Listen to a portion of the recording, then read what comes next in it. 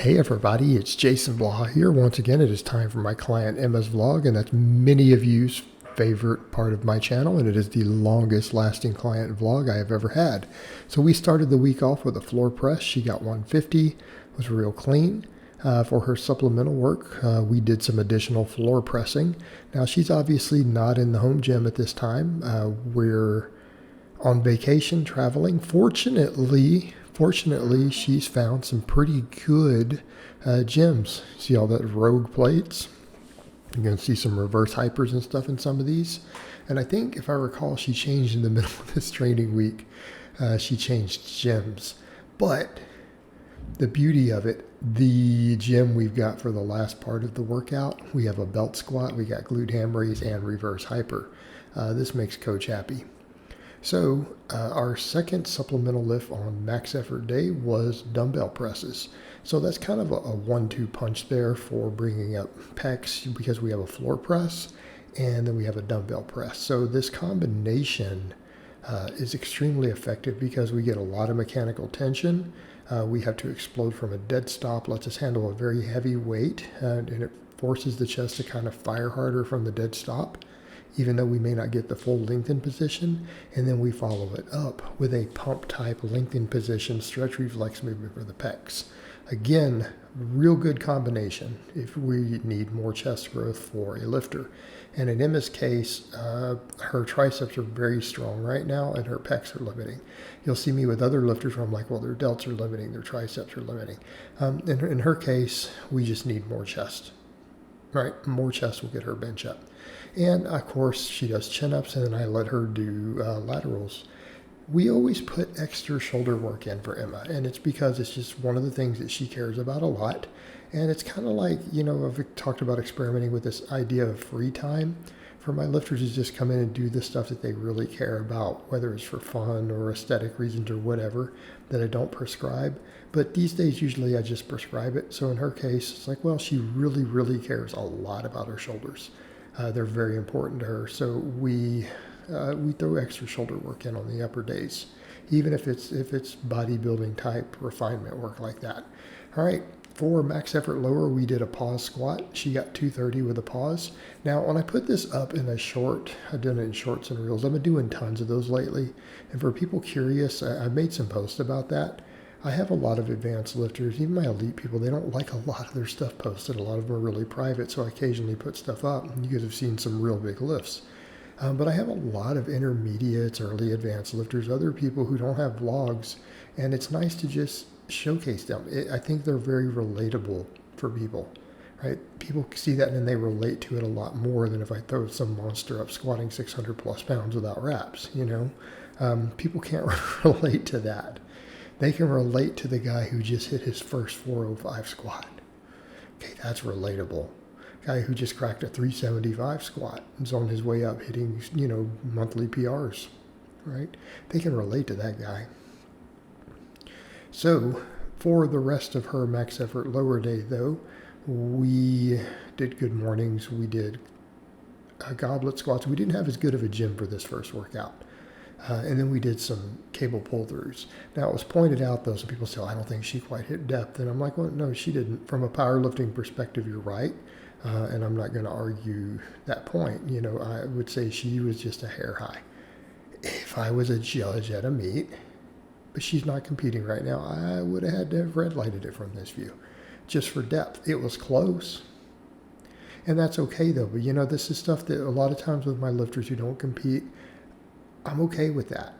Sometimes their squat may be a hair high. No, I don't want to see a squat 4 inches high. Okay, I'm going to have a problem with that. Occasionally on some of these maxes, if they're an inch high, we'll live with it. Especially because it's variations that they may not do all the time. They're not always comfortable opening the hips and sinking them as deep. It's really common when we're rotating variations. And that's okay. If she comes over and says, hey, I want to get on a powerlifting platform, well, then I'm going to get real critical of that. Because we have to, just like I am with Michelle. I'm very critical of Michelle's depths. And she knows I'm going to be, because she's got meets coming up. We can't play. All right, and then, of course, Emma finishes up with hanging leg raises, which you guys know I'm a big fan of. All right, speed bench. We did her normal speed bench against bands, 9 triples, 3 sets wide, medium close. then we do more dumbbell presses. And I'm going to rotate some of this stuff around a little more coming up. Again, I've been running her with a lot of dumbbell presses. Okay, and I don't want to keep the same movements in too long, but the upside is one of the perks with dumbbell movements is that overuse actually, for some of these movements, like pressing, it tends to happen slower than a lot of other lifts, so you can keep them in a little longer, mainly because we're forced to use a lighter weight. The independent movement of the dumbbells kind of changes each rep up a little bit. Your reps will not be the same. They won't follow the exact same angle and bar path. So overuse tends to be a little less likely to happen, or we accrue it at a slower rate. So I can leave those in for a little while, but eventually I'm going to have to rotate them over to some other stuff for her to keep her progressing the way that I want. Right? And we're benching pretty good though. You know, she's up past that 1 plate mark again. But we've also talked about that she may want to diet down a little bit coming up soon. You know, in which case the bench will stall a little if that happens, and it's normal for my more advanced people. All right, dynamic lower day, we had a lot of equipment available. So we did speed boxes with bands. They did not have band pegs at this gym though, was the one thing that we noted. It was really our only flaw here. But, you know, the fact that they have belt squat, glute ham raise, reverse hyper, all that, yeah, that makes up for a lot of that. So because she didn't have the safety bar, we did speed boxes and good mornings with a power bar. So this is where we get our variation. You know, people are like, you have Emma run a lot of this same stuff for a long time. I do, because it works best for her, it's easiest on her shoulders and stuff. But we get natural variation when she travels, because they do a lot of vacations. They do a lot of traveling, do a lot of holidays. And so we get the variations based upon what they have available at the gym she goes to. So we're getting that in this week on the speed days. All right, now they've got a belt squat here. And again, I'm a fan. Everyone knows I like belt squats. She's become a fan. I've already talked with Lou about it. We're talking about getting one once they get their next house, which I believe is coming in the near future. They're going to have more space again. And he's going to get a belt squat because she's responded to it really well since she's got on them at some of these gyms. She's like, now I see why you like these things. Like, yep, it's for good reason. It's for good reason. In a perfect world, I'd have an even better one.